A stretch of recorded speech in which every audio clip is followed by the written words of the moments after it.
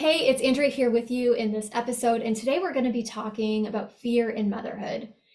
And the inspiration for this episode came from the fact that over the summer, I became a mom to a teen driver. So it literally is Jesus, take the wheel. There's been so many times in this journey, and I've had conversations with my friends who are also in the same stage where it's like, how does this even make sense that we let our kids get behind the wheel of a car, even though we've done it? But how do we let our kids do that? Because even if they mechanically know how to operate the car, there's so many decisions that they need to make split second when they're driving that I had forgotten is even part of the learning process because it's been 30 years. Not to mention all the other drivers on the road. So I was really caught off guard with the fears that were coming up for me around this. I have not enjoyed this aspect of being a mom, but it's an area that God has had to work with me on. He did work with me in this area of fear in motherhood and what it means to let go and put our children in his hands. He did this years ago. I thought we had kind of worked that out, but apparently we haven't. And yay, I get to go through this 3 more times.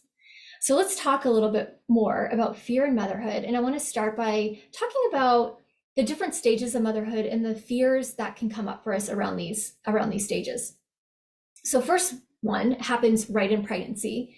I think the biggest fear that we could have as moms is losing the baby, right? And especially in the first trimester, but we know, sadly, right, it can happen in the second and third trimester. And I think what's underneath that fear of just losing the baby is, I think even more personally, it's the fear of how did I cause that? Like if we lose our baby, what did I do wrong? If I only did something different, if I only paid attention to this, if I didn't eat that or I didn't do that, then maybe I wouldn't have lost the baby. So a lot of fears around that. Also, there can be fear of the unknown, like, how is this going to go? How am I going to provide for them? Maybe what kind of mom am I going to be? Am I going to be a good mom? How is this going to go? So that's stage one. Stage two happens in birth to school age. So again, a very big focus in keeping the child alive and making sure that, being afraid that our choices could be impacting their physical well-being. But in general too, am I making the right choices? Like, how is this impacting them potentially for life, mentally, emotionally, spiritually? Am I making the right choices or am I making wrong ones? Stage three, in school age to the teen years. Again, am I making the right choices to keep them alive? But also, am I making the right choices, especially around their education? Because we know it's setting them up for adulthood. So is it the right decision for me to send them to public school? Or, should I be sending them to private or should I be homeschooling? Like a lot of fear around making the right or wrong decision around how they're going to be educated comes up in this area. I think there's also a fear of what they are being exposed to. And I didn't fully appreciate this until we reached the school age, about how the birth to school age years are beautiful and precious as hard as they are. So if you're in this phase, if you haven't reached the school age phase, take a moment to just send up gratitude to God for the stage that you are in, because this is a special stage. And again, I know it's hard. I've been there 4 times. But that phase, birth to school age, is a time like you will get, a time like no other that you will get, because you largely, with your husband, if you are married, get to be the gatekeeper to what your child has access to. But then once they're out into the world, and for some of us this happens sooner than others, suddenly we don't have control. We don't have 100% control over what they are exposed to. So there can be fears around that. Stage 4, the teen years, which I am fully in 4 times over. So again, am I making the right choices for them? Am I guiding them in the right way? But there's a new fear that comes in. Are they making the right choices? Because as they grow in the teen years, we do have to give them a much longer leash. Like, they are learning how to become adults in this phase. And so there's so much fears. Like, are they gonna, as I'm giving them more freedom, even more freedom that I gave them as young children, are they making the right choices? Like, and what are the consequences of those choices? What are the consequences of those choices for them? And what might the consequences of their choices be on me? And again, there's still like, how am I going to keep them alive? Which that's been coming up for me a lot around this whole driving thing. And then stage 5 is adulthood. So I'm not there yet, getting closer every day. Again, there can be some fears like around, did I do enough? Did I do enough for them? It's retroactive. I mean, there's not much we can do about it once they're launched into adulthood, but I think unless we work at it, there still could be some fear present when we see them challenged, that it was like we didn't do enough as moms. And then even more so, fears around the choices that they are making as fully fledged adults. Like, are their choices, is this going to lead to positive benefits, or, what kind of hardships are they going to experience as a result of their choices? But we have to let them make it as moms. So let's talk a little bit more about what fear actually does. Okay, so first let's acknowledge that there are things that we need, that it makes sense to have wise fear over, especially if it leads to, like death, injury, disease. Like, you're not knowingly going to be like, well, I could die, but I'm going to do it anyway. So there is fear when our physical body could be threatened or harmed. That makes sense. But if you think about it, most of the fears that we have, especially on moms, either will never come to pass at all, or the probability of them coming to pass like far outweighs, or it's like so minuscule compared to what positives will come out of that situation. So part of it is weighing, like, is this a fear I even need to be holding? And I think what fear does, I've seen it for myself. What fear does is it gives the false sense of control, which essentially causes us to live small. So if we are being afraid, we want to clench, we want to hold things in, kind of creating this wall around our situation, ourselves or our children or whatever it is. And so we perceive, like, if I'm afraid, then I'm going to control, I'm going to hold it in, and that feels safe. But what it does is it's actually a hindrance in a number of ways. It hinders your relationship with the Lord, because you are taking control. Like, when I did this, I'm taking control over an area that God never intended us to take control over. And so that's a hindrance in our relationship with him.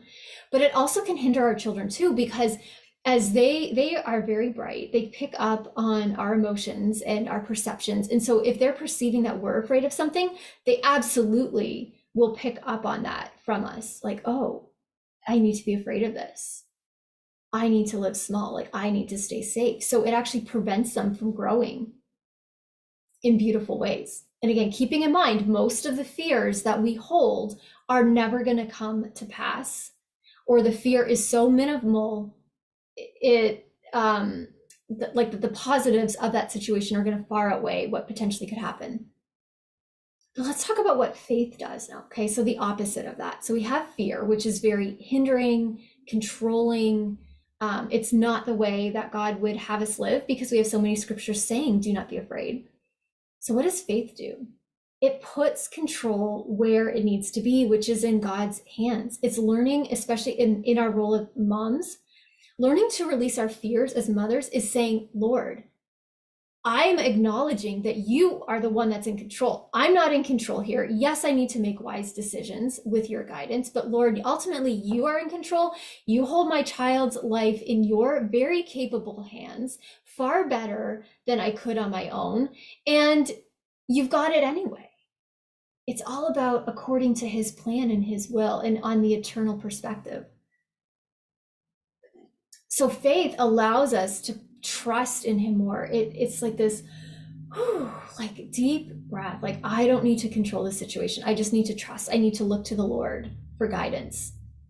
Faith also gives our children permission to grow in the way that the Lord wants them to grow.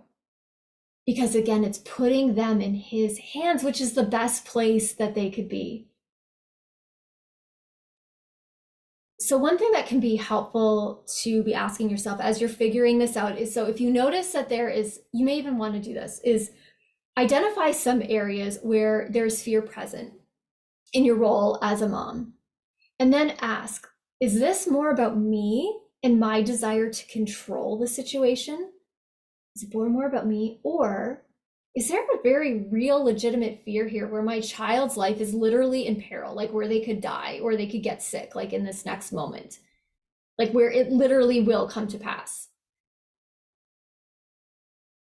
And the only way to really do that is to take that before the Lord. You've got to go before the Lord and ask Him to examine you, because there may be situations where they could go into a place where there is a higher risk, because there are riskier situations in life, right? But He may be inviting them into that space for reasons that you can't see. It's why, thinking about children going to like on mission trips in remote places, or signing up for the military, or taking on a job that has a high risk. Like there may be a reason and a purpose in that. And it's not for us to control it as moms. We need to turn our kids over to the Lord. And He knows where our heart is at. He knows whether there may be a check that He's giving us because a situation could be dangerous. And He's like, no, like you don't want to send your kids into that. But I think most of the time it's actually our desire to control and about what it means for us than it is about their actual safety or well-being. And if you want another resource to help you with this, I hope this episode has been helpful. And I'd love to hear in the comments or in the reviews what stood out to you in this, or come into the Holy Healthy Christian Moms Facebook group and just share your thoughts around it. But another resource that we have available to you is in the 10 by 10 devotions, where Erin and I just released the Faith Your Fear 10 by 10 devotion into that series. If this is the first time you're hearing about the 10 by 10s, you can learn more about it in the episode we released just before this one, which is Busting Quiet Time Myths. We talk more fully about the 10 by 10s. But you'd have the opportunity to gain access to the Faith Your Fear devotion by becoming a monthly subscriber. It's $10 a month. So you can go through all the devotions that we have released into the library, including the Faith Your Fear, and checking that out. We have so many good topics, starting especially, well, we have the complimentary Freedom From, so you can go through that, check that out. And if you love that and you want to check out Faith Your Fear, then just join as a monthly subscriber. But one of the other devotions you could check out too is Holy is the Lord, that helps root and ground you in God's character, His attributes, and also His names, to help literally faith your fear, like to stand on who He is and cling to his character in that situation.